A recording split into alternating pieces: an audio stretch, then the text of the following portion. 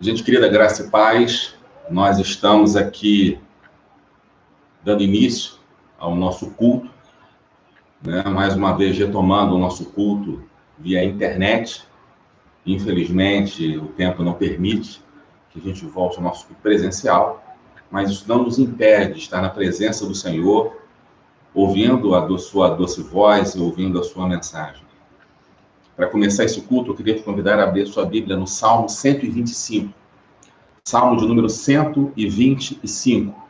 Nós vamos ler apenas os 2 primeiros versículos. Salmo de número 125, versículos 1 e 2. Antes de nós lermos, eu queria te convidar a fechar os seus olhos, nós vamos orar para colocar todo esse culto na única e exclusiva direção do Senhor. Deus, nós nos colocamos na Tua presença, pedindo perdão pelos nossos pecados, tendo a plena consciência de que Tu estás aqui entre nós. Nosso desejo, Pai, é dar ao Senhor o melhor do nosso culto, o melhor do nosso louvor. Aceita tudo que fazemos, porque é para o louvor da Tua glória, com o perdão dos nossos pecados, em nome de Jesus. Amém. Vamos ler juntos? Salmo de número 125, versos 1 e 2. Assim diz a palavra do Senhor. Os que confiam no Senhor são como os montes de Sião, que não se abala, firme para sempre. Como em redor de Jerusalém estão os montes, assim o Senhor em derredor do seu povo, desde agora e para sempre. Nós somos o povo que confia no Senhor. Nós somos o povo que tem essa certeza inabalável de que Ele está aqui entre nós. Irmãos, todos os domingos, nós, quando estamos na igreja, e quando é permitido, nós temos o hábito de fazer nos domingos pela manhã, uma oração coletiva de ação de graças. Mas hoje eu quero fazer 2 orações. Nós vamos agradecer, mas nós não podemos deixar de interceder pela nossa irmã Irene e pela Denise, que hoje já se encontra nos braços do Senhor. Agradecendo pela vida dela, por toda a história linda que ela trilhou entre nós e com todos aqueles que viveram ao seu redor. Feche os seus olhos, vamos orar. Senhor, nós te louvamos, porque sabemos que a vida é um dom que o Senhor dá. E no tempo da tua plenitude, no tempo que só o Senhor sabe que é certo e perfeito, o Senhor a toma para si. Assim aconteceu com a nossa querida Denise. Nós não queríamos que isso acontecesse. Nosso desejo é que aquele sorriso estivesse conosco hoje. Mas nós nos subordinamos a todos. O Senhor não deixa de ser um Deus bondoso, porque a nossa vontade é diferente da tua. Traz paz ao coração do Paulo, da Cristiane, do Alexandre, da Jaqueline, dos familiares de uma forma geral, dos netos, genro, porque o tempo é da ausência. Mas temos a certeza de que esse Deus supre essa ausência, na certeza de um novo reencontro. Oramos também pela nossa irmã Irene, que se encontra também num estado muito delicado. O nosso desejo é que ela esteja em casa, rindo, dando glórias a Deus por mais essa libertação. Oramos pela Rosane, oramos pela Rosiméria, oramos pelo Roberto, por toda a família que, de igual forma, se encontram, Pai. Nós nos encontramos na dependência do Senhor. O que o Senhor fizer é bom.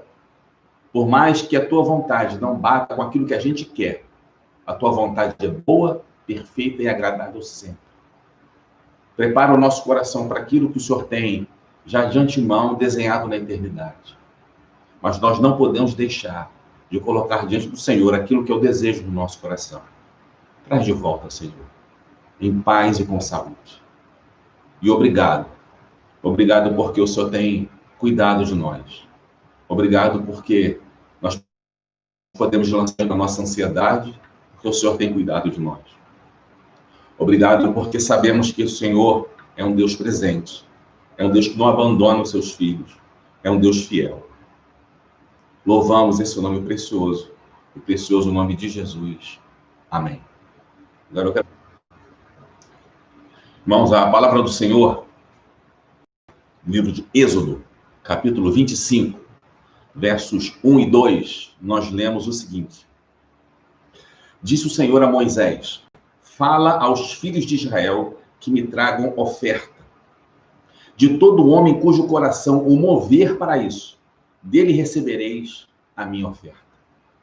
Moisés está falando de forma clara que o sentimento que tem que nos levar ao dízimo, à oferta, não é um sentimento de pesar, não é um sentimento de tristeza, mas é um coração que reconhece, que tem alegria em participar do momento do ofertório, de devolver a Deus um pouco do mundo que Ele tem feito a nós. Nós também estamos fazendo a campanha da Bolsa do Amor. Na semana passada, nós avisamos na igreja que tínhamos muita dificuldade na confecção das cestas. Fizemos um vídeo e o Senhor é maravilhoso e misericordioso e muitas pessoas ofertaram. E nós conseguimos, irmãos queridos, fechar as nossas cestas do amor. 6 famílias são cuidadas pelo seu carinho, pela sua fidelidade, pelo teu amor. Eu, como pastor, agradeço a Deus o privilégio de fazer parte da Igreja do Sinai. Agradeço o privilégio de ver esse milagre acontecendo entre nós. Um tempo de tanta dificuldade financeira, um tempo de gente isolada, cada um na sua casa, mas as pessoas percebem que há necessidades, que nós podemos, dentro das nossas condições, nós podemos ajudar. E cada um fazendo um pouco, nós temos suprido a necessidade daqueles que estão perto de nós. Nós gostaríamos de fazer mais. Não podemos. Mas louvado seja Deus, porque pela sua fidelidade, meu irmão, pela sua fidelidade, minha irmã, nós temos conseguido abençoar essas famílias. Nós não estamos na igreja, nós estamos cada um nas nossas casas, e eu queria te convidar a não deixar de participar do ofertório. A gente tem um depósito online tem depósito no caixa do banco. Não deixe de fazer isso. A igreja está abençoando muita gente, a igreja está participando de muitas frentes. Todo o dinheiro, todo o recurso que é investido na igreja é para o louvor da glória do nome de Jesus. Então, não deixe de forma alguma de participar. Ore. Peça a Deus para que você seja tocado pelo Espírito Santo de Deus para participar com alegria e com generosidade. E invista das primícias que você tem no reino do Senhor. Tá bom? Um aviso agora. Nós, por conta dessa realidade que temos vivido do coronavírus, o Conselho da Igreja, reunido no domingo passado, decidiu não termos mais retornarmos aos nossos cultos exclusivamente pela internet. Então eu venho aqui, pastor, informar você que, infelizmente, nós não vamos poder mais caminhar juntos aqui durante algum tempo, por conta dessa realidade, né? Essa realidade que, infelizmente, foi uma vida preciosíssima do nosso meio. Nossa irmã Denise, infelizmente, me lembro do último contato com ela. Eu estou falando com vocês, irmãos, de uma forma muito surpreendente essa situação. É muito surpreendente. Eu me lembro de falar com ela, a moedinha, pastor, estou aqui, está muito frio aqui. Mas aparentemente nada. E eu estava só esperando o dia que ela ia voltar para casa. Bom, Ela voltou para casa do pai.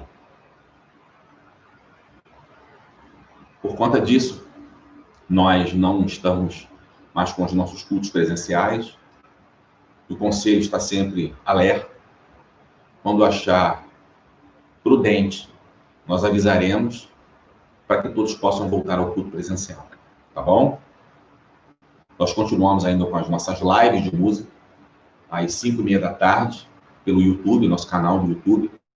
Quem não conhece, o canal é a Igreja Presbiteriana do Sinai, 5h30 da tarde no YouTube, essa live de música. E às 6h20 tem essa aula da Escola Dominical. Nós estamos estudando o livro de Romanos, tá bom? O link vai pelo nosso grupo do WhatsApp, né? E também vai... Então, nós temos trabalhado em cima dessa série de mensagens vulneráveis. Algo que dá a gente um certo desconforto, né? Porque mexe com aquilo que nos fragiliza. E estamos fazendo uma linha paralela com a vida do profeta Elias para tirar as lições da história dele para a nossa vida, porque é muito parecido com os momentos que a gente tem analisado, são muito parecidos com os momentos que a gente tem vivido, né? São altos e baixos, assim, na sua caminhada de fé, que são muito parecidas com a nossa. A gente percebe que, num dado momento, ele estava firme, né? Muito feliz, muito disposto, muito cheio de fé, a ponto de chamar os profetas de Baal, 450 profetas, umas 400 outros profetas lá, e fez um reboliço e destruiu toda aquela artimanha do inimigo. 1 contra 850. E pelo poder do Senhor ele saiu vitorioso. Uma mulher lança uma palavra contra ele, e o coração dele se torna extremamente amargurado, e ele foge. E ele foge porque ele olha o tamanho do problema, e ele olha para ele, e ele se sente devorado por essa ação profunda de angústia, que é algo que a gente conhece tão bem, é tão natural para a gente. E ele se sente tão mal, ele perde tanta alegria de viver, que pede para Deus a morte. E Deus fala com ele: não é assim, cara. Não é o que você pensa. Não é o que seus olhos veem. Tem muito mais por vir. E esse é o gancho que eu queria pegar para conversar com você nessa manhã. Há muito mais por vir. E quando Deus nos dá essa lição, ele pede para nós uma mudança de postura. E eu queria que você analisasse essa necessidade de mudança a partir da leitura do texto que está lá no primeiro livro dos Reis, capítulo 21, versículos 17 e 18. Primeiro livro dos Reis, capítulo 21, versos 17 e 18. Abre aí a sua Bíblia para nós lermos juntos. Eu aqui e você na sua casa. Juntos. Primeiro livro dos Reis, capítulo 21, versos 17 e 18. Antes de nós lermos esse texto, para a gente fazer uma reflexão, queria te convidar a fechar os seus olhos, nós vamos orar mais uma vez. Maravilhoso e bom Deus, nós somos dependentes da Tua graça. E vamos agora mergulhar no Teu texto, pedindo que dali venham verdades profundas para a minha vida e para a vida dos meus irmãos. Que a gente não fique apenas no intelecto, que não apenas nos dê novas informações, mas que essas mensagens, Pai, que essa mensagem encontre no nosso coração um terreno fértil para gerar mudança de uma postura de vida. seja assim para o louvor da tua glória, em nome de Jesus. Amém. Primeiro livro dos Reis, capítulo 21, versos 17 e 18, assim diz a palavra do Senhor. Então veio a palavra do Senhor a Elias, o tesbita, dizendo: dispõe-te, desce para encontrar-te com Acabe, rei de Israel, que habita em Samaria. Eis que está na vinha de Nabote, onde desceu para tomar posse dela. Eu queria começar essa reflexão te lembrando de um versículo, de um pensamento, de um ensinamento dado por dado por Salomão, e que é muito pertinente, e que é muito sábio. Há tempo para todas as coisas debaixo do sol. Há tempo de chorar e há tempo de parar de chorar. Em outras traduções, diz tempo de rir. Está lá no livro de Eclesiastes, capítulo 3, versículo 4. E a gente olha a trajetória de Elias, até bem pouco antes desse momento, ele passou por um momento de choro. Momento onde a alma dele foi tomada por um sentimento de medo. E ele quis se esconder e pediu a morte. Devorado por esse sentimento de angústia. Ele se sentiu tão mal que ele se joga dentro de uma caverna. E a caverna é esse lugar onde a gente se joga quando a gente se sente impotente, fraco e sem esperança.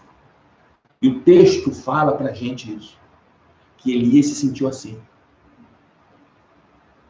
E quando a gente se joga na caverna, e a caverna é o sinônimo desse lugar, que rouba a nossa alegria, nos faz sentir impotentes, a gente imagina o seguinte: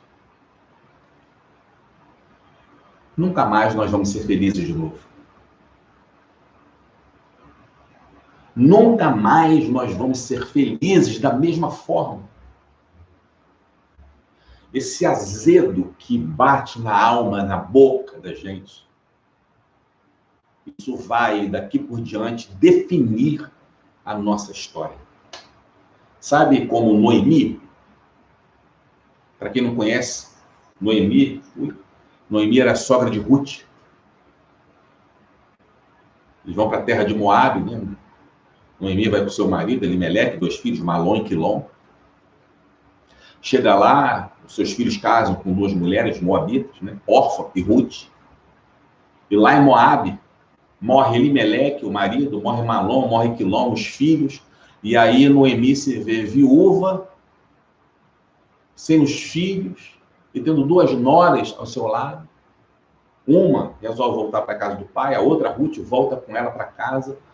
E ela fala assim: olha, não me chame mais de Noemi, porque Noemi significa ditosa, feliz. Eu quero que me chame de Mara, porque Mara significa amarga. Noemi fez um corte na vida dela. E o corte foi, para ela, decisivo. Ela olhou para aquele momento e disse: o que está reservado para mim é uma velhice solitária e amarga. Cara, esse sentimento não é estranho a gente. Esse sentimento não é estranho ao profeta Elias. Cenas que acontecem na nossa história, e muitas vezes, na maioria das vezes, elas são inesperadas, tiram o chão dos nossos pés. E a gente fica, desculpe a expressão, baratinado. E agora? E agora? Eu me lembro de uma cena do Novo Testamento. A gente romantiza muito, porque a gente sabe o que aconteceu depois.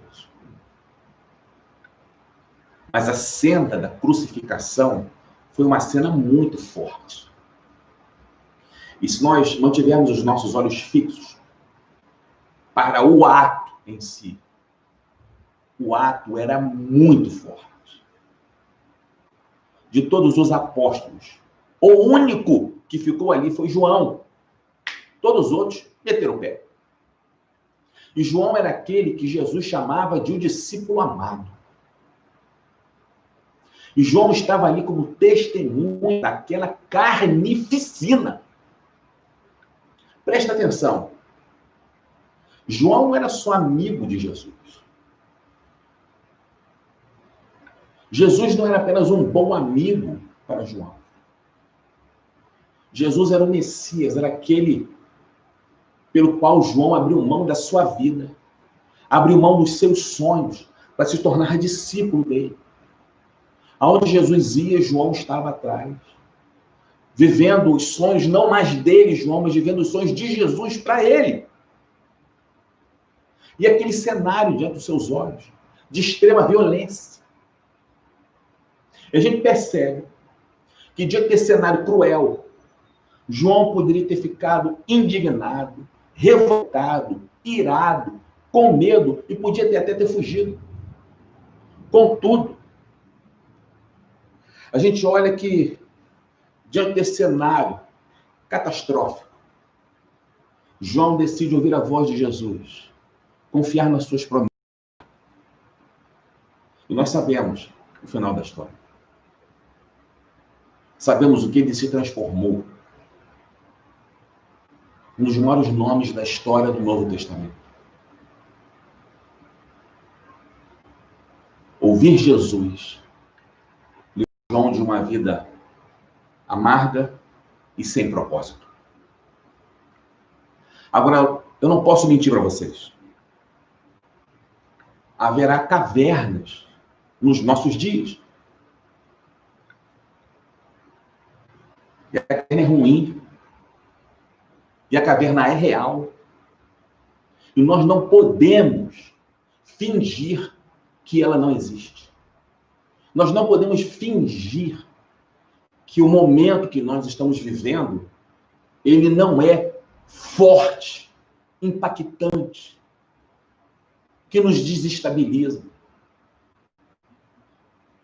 Não podemos mentir fingindo que não existe nada. A psicologia já mostrou para a gente. Quem não trata os seus temores, não tem jeito. O corpo lá na frente vai cobrar por isso. Somatizando com uma doença, com um tumor, de alguma maneira. A caverna é real. A dor e a perda, elas fazem parte da vida. Eu vou falar algo que você já sabe, mas que a gente não gosta de ouvir. Você vai perder. Você vai perder alguma coisa que é muito importante para você. Você vai perder alguma coisa que é muito bom para você. Porque a perda faz parte da vida.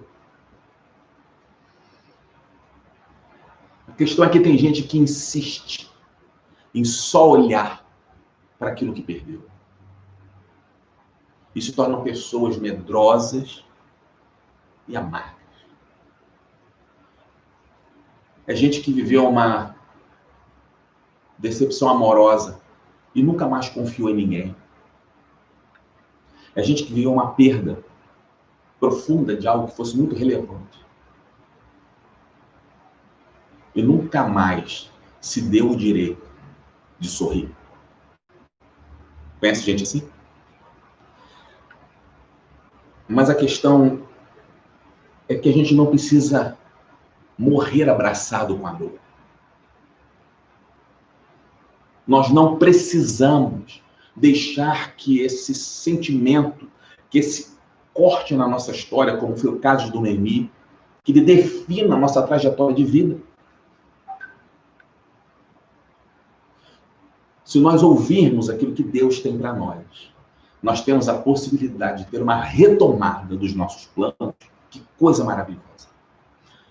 A gente olha para o texto e a gente percebe que Deus nunca abandonou Elias. E esse é um paralelo perfeito para a minha vida e para a sua. Por mais que Elias tivesse se isolado, e nós conversamos a respeito disso, né? Do Monte Carmelo até Beersheba, onde ele estava, eram 160 quilômetros de distância. É mais ou menos daqui até Rio das Ostras. Então ele foi para um lugar muito distante. Foi para um outro reino, né? Ele estava em Israel, onde o rei era Acabe, e foi para Judá, onde o rei era Josafá. Assim, eu quero fugir da presença do rei Acabe. Aí vai para o deserto, debaixo de um pé de zimbro, e pede a morte. E aí Deus manda lá no Sinai, lá no Egito. E aí na montanha de Deus, onde Deus usou Moisés poderosamente, onde Deus deu a Moisés os mandamentos. E aí Deus foi de novo até ele. Ele falou assim, Elias, o que você está fazendo aí? 2 vezes ele fez essa pergunta para Elias. Elias, o que você está fazendo aí, cara? Dando a Elias a noção exata que ele não estava onde deveria estar. Deus vai até os seus filhos. Deus vai até você, meu irmão. Deus vai até você, minha irmã. A questão é que nós estamos acostumados com o nosso tempo que caminha contramão daquilo que Deus tem falado para a gente como verdade. Eu explico. Nós vivemos num tempo de egoísmo, onde o que importa é o que é melhor para mim. Nós vivemos num tempo de hedonismo, onde o que é importante é eu levar vantagem, as pessoas verem como eu sou belo. Nós vivemos numa época, como dizia, né, Bauman, vivemos, né, Zygmunt Bauman, um tempo de relacionamentos líquidos, onde nós não podemos gastar tempo com quem nos atrapalha. E aí, diante dessa perspectiva do nosso tempo, mostrar fragilidade pode significar um sinal profundo de fraqueza. E o fraco é deixado de lado. E o fraco é abandonado. Porque só os fortes prevalecem. Só os fortes sobrevivem. E aí eu sepulto essa emoção. E aí eu escondo de todo mundo o que está acontecendo. Mas Deus sabe. Não tem como nós escondermos isso de Deus. Ele vai até nós. Nesse momento, Deus vem até nós. Não porque Ele quer colocar o dedo na nossa cara e dizer assim, cara, você não tem fé. Você não tem fé, não é de forma nenhuma. O dedo de Deus não é acusador. Jesus abandonou glória e poder. E se fez homem para mostrar para mim e para você como nós somos importantes e como Ele nos ama.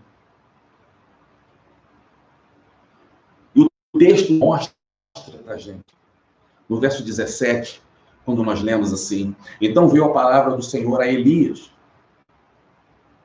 A gente vê, mais uma vez, Deus indo ao encontro dos seus filhos. E essa é a história de Deus. A história de Deus é uma história de redenção. É Deus indo até o povo que estava perdido, sem rumo, sem futuro, sem esperança, e renovando essa esperança, e colocando no trilho, e mostrando o caminho. E Deus fez isso com a arca lá em Noé.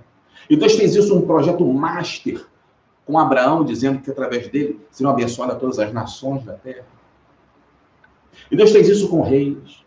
E Deus fez isso com sacerdotes. E Deus fez isso com profetas. E Deus fez isso com Jesus. Para mostrar como nós somos amados. E para mostrar como é possível, diante de uma trajetória que está indo a passos largos para o abismo da decepção e da desesperança, é possível ter um retorno, fazer um desvio. Se nós segurarmos nas mãos de Jesus, Ele nos conduzirá para o caminho sobremaneiramente melhor. Mas, quando a gente olha para dentro de nós mesmos, a gente olha para a história de Elias, quando eu olho para dentro da minha história, quando eu vejo muitas vezes esses momentos que eu enfrentei, eu percebo a minha fragilidade e como isso mexe comigo. Derrotas na minha história, conquistas que eu deixei, que eu não consegui alcançar. são como máculas no currículo, sabe? Não, aqui aconteceu aquilo. E hoje eu vivo uma realidade que mexe comigo. Mas não precisa ser assim. Você não precisa se sentir só e abandonado. Não precisa. Lembre-se, nós cremos num Deus que é especialista em curar os corações. Ele sabe exatamente do que nós precisamos. Ele vai até nós. Deus vai até nós. De todas as religiões do mundo, o cristianismo é a única que tem um Deus que interage com seus filhos. Que coisa maravilhosa.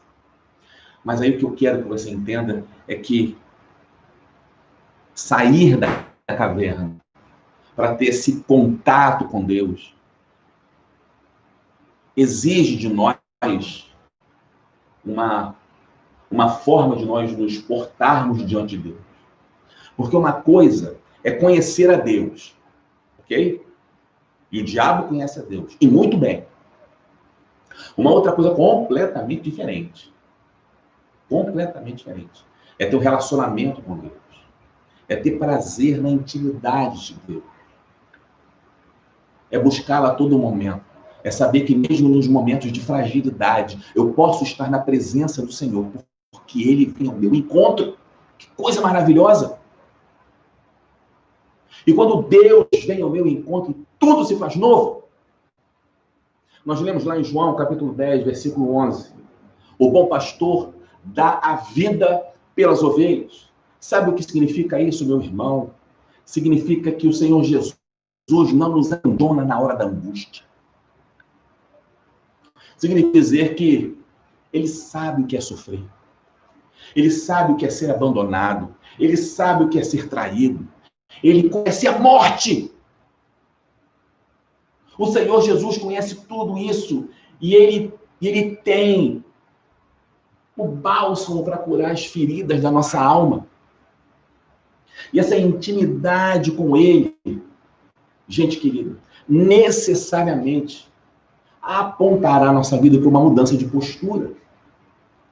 Isso aconteceu com Elias, e eu quero ler com você, no verso 18, nós lemos assim, dispõe-te, já aparece logo aí, né? Dispõe-te, vai até Acabe.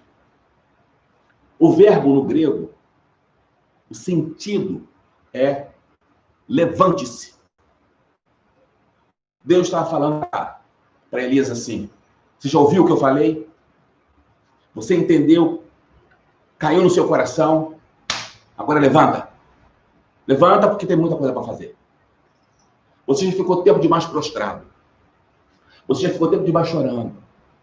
Você já ficou tempo demais angustiado. E é tempo para o choro. Mas agora, Elias, eu quero que você levante, porque eu vou mudar o seu ânimo. E aí Elias experimenta essa renovação da sua relação com Deus e da sua relação com o ministério que Deus tinha com ele. Porque ele era um homem vigoroso, ele era um homem de muitas conquistas, ele era um homem, você vê na relação com os profetas de Baal, atrevido. E ele perde tudo isso, porque ele enfrenta um adversário que ele entende que estava engolindo a sua alma. Há dias difíceis. Há derrotas que são capazes de roubar de nós essa alegria. Mas assim como Deus Nosso Senhor fortaleceu Elias, o colocou de pé e o mandou adiante, essa é a história, essa é a ordem para mim e para você. Ele nos fortalecerá. Creia nisso. Nos colocará de pé e nos fará ir adiante. Agora Elias olha na cara daquele sentimento que o abatia. Ele não se sente diminuído. Ele foge do rei Acabe, mas agora vai na direção dele. E se você olhar o texto, né, os capítulos 17, 18, 19, 20, 21, você vai ver que depois desse primeiro encontro com Acabe, que Elias foge, Acabe, ele entra numa guerra enorme contra o rei da Síria, chamado Ben-Hadad. A Síria era uma grande potência da época. E Deus dá a Acabe uma grande vitória. Então ele encontrava-se ainda mais forte do que no primeiro encontro. O que significa dizer, irmãos, que os nossos problemas eles podem, inclusive, aumentar. Mas se nós estivermos com os nossos olhos fixos no Senhor Jesus, se nós estivermos caminhando firmes nas promessas do Senhor, mas com toda a certeza do mundo, há promessas para mim e para você, para nós conquistarmos. Esse azedo do nosso lábio, essa amargura da nossa boca, isso vai ser tirado. Nós, quando estamos no momento da tormenta, tudo que a gente ouve são as pancadas. Pá, pá. Mas acredite, há um raio de sol a nascer, a brilhar, que vai apontar a direção correta, exata, para que a minha vida e para que a sua vida ganhe o destino certo. Ganhe a força, o vício que só Jesus tem para dar. E como discípulos de Jesus, nós precisamos ter isso encharcado em nossas mentes. Sabe, a gente precisa dizer que Jesus não nos enganou. Ele disse que haveria tribulação. Ele falou, no mundo tereis aflições. Mas ele também prometeu vida abundante e paz verdadeira. E esse cenário da pandemia, muitas vezes, que nós vivemos, ele cega os nossos olhos para os planos de Deus. Fala a verdade. Quando nós olhamos para o cenário econômico, a gente pensa assim, cara, quando é que a gente vai voltar a crescer de novo? Quando é que eu vou voltar a poder ganhar dinheiro? A minha situação está insustentável.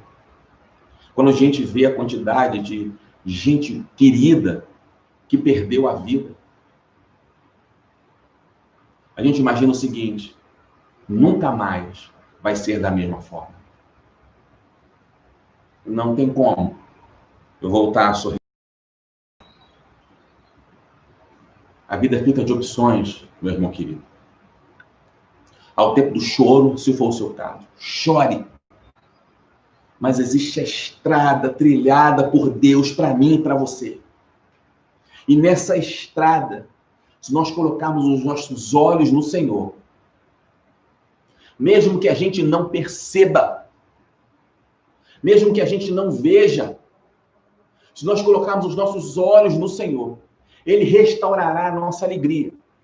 Ele nos dará força todos os dias para fazermos aquilo que sequer imaginávamos. Mas como eu estou conseguindo? É a força de Deus em mim. Me trazendo paz, me trazendo ânimo, me colocando no trilho, me mostrando que eu posso, não pelas minhas próprias forças, mas pelas forças do meu Deus que habita em mim. Eu queria concluir com uma história que boa parte da igreja conhece. Um amigo muito querido, muito querido. Um dos meus exemplos na fé. Pastor Paulo Capelletti. Seu filho soltando cafifa na laje, foi andando para trás, assim, soltando para trás, soltando cafifa, pum, caiu da laje e morreu. Ele tinha um emprego excelente e abriu mão do emprego para trabalhar com viciados, com gente contaminada por doenças sexualmente transmissíveis, com travestis, com homossexuais. Ele pegou um naco da sociedade que ninguém queria. E aí, quando ele ouve a notícia que seu filho tinha caído, eu lembro dele me contando essa história, que ele ficou profundamente revoltado com Deus. Pega a sua Bíblia e joga no lixo. E fala assim, como é que o senhor deixou isso acontecer comigo? Fala a verdade. Quem aqui nunca disse isso? Quem aqui nunca chegou para Deus e falou assim, senhor, não é possível que o senhor não esteja vendo o que eu estou passando? Não é possível. Sabe o que o Paulo fez? Voltou lá no lixo, chafurdou, encontrou sua Bíblia, limpou. Ele não tinha noção. Ele não tinha noção do que Deus tinha para fazer com ele. Mas ele sabia que Deus tinha algo para fazer com ele. E ele caminhou. E Deus foi trabalhando no coração dele. Tempos depois apareceu um bebezinho lá na sua porta. Ele conversou com a esposa, falou assim, já que ninguém veio pedir a criança, eles adotaram. E aquela criança hoje traz uma alegria profunda ao seu coração. O que eu quero dizer é claro que um filho não substitui o outro. Jamais. Jamais. Mas se ele deixasse, ele poderia ser consumido pela dor e pela tristeza aqui, entendeu? Abandonaria o seu ministério, talvez afundaria o seu casamento, mas decidiu se levantar e decidiu caminhar. Ele decidiu que a dor não o deixaria paralisado. E até hoje é profundamente usado por Deus. Meu irmão querido, minha irmã querida, Deus nosso Senhor não nos cria numa bolha alheio aos problemas do nosso tempo. Isso não existe. O que existe é que mesmo diante das adversidades, para as conquistas, para o novo tempo, para uma realidade plena que só Ele tem para dar. Acredite nisso. Confie no Senhor. Caminhe todos os dias na presença desse Deus tremendo, mesmo chorando, porque o salmista nos ensina, Salmo 126, versículo 6, quem sai andando e chorando enquanto semeia, voltará com júbilo fazendo seus feixes. Aleluia! Aleluia! Essa é uma promessa de Deus. E as promessas de Deus jamais deixam de se cumprir. Levante-se. Levante-se. E caminhe. Caminhe com Deus. Mesmo que haja lágrimas. Porque Ele fará um novo na sua história. E eu queria que você fechasse seus olhos. Nós vamos ter um tempo de oração agora. Feche seus olhos agora, por favor. Eu queria te fazer uma pergunta e eu queria que você respondesse essa pergunta em oração. Como você acha que poderia melhorar seu relacionamento com Jesus? Converse com o Senhor. Como você acha que poderia melhorar o seu relacionamento com o Senhor?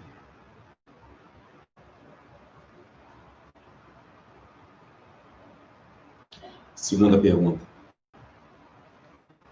Você acredita que se envolvendo nessa relação, você será mais que vencedor? Você acredita que se você se envolver nessa relação com o Senhor, você será mais que vencedor? O que te impede de ter essa atitude? O que te impede? Fique um tempo em oração com o Senhor.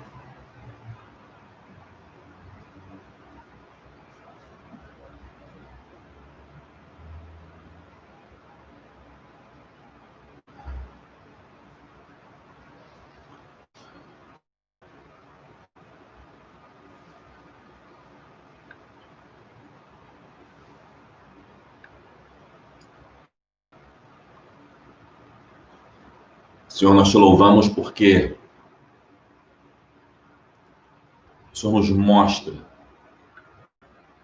que as nossas fragilidades são tratadas no teu altar. O Senhor nos mostra que o Senhor sabe, conhece as dores que nós vivemos. E o Senhor sabe como nos conduzir da forma perfeita para um novo tempo. Mas às vezes a gente fica tão agarrado, Senhor, a sentimentos de perda, de caverna, do Senhor. Por isso pedimos em nome de Jesus que haja uma libertação profunda dos nossos corações nesse momento. Coloquemos diante do Senhor, pedindo para que a tua palavra milagrosa venha como um raio de luz, de sol, e faça brilhar a força do Espírito Santo dentro de nós. Que nós joguemos as nossas fragilidades no teu altar. Choremos se for o caso, mas sabendo que é tempo para todas as coisas. E o tempo que o Senhor nos convida é para pararmos de depender da angústia, para começarmos a depender da tua providência, porque ela sempre vem. Fortalece os nossos passos. Fortalece os nossos passos nessa caminhada que os nossos olhos não enxergam. Na certeza de que tu estás à frente. Na certeza de que tu estás atrás. Na certeza de que tu estás ao lado. Na certeza de que os teus anjos acampam ao nosso redor e nos livram de todo o mal. O Senhor restaura a nossa alegria. Há poder no nome de Jesus para colocar no nosso coração a esperança de dias melhores. Te louvamos no precioso e único nome de Jesus. Amém. Meu irmão querido, minha irmã querida, que a graça de Jesus Cristo, que o amor de Deus o Pai e que as maravilhosas consolações do Espírito Santo estejam com você, comigo e com todo o povo de Deus hoje e pelos séculos dos séculos.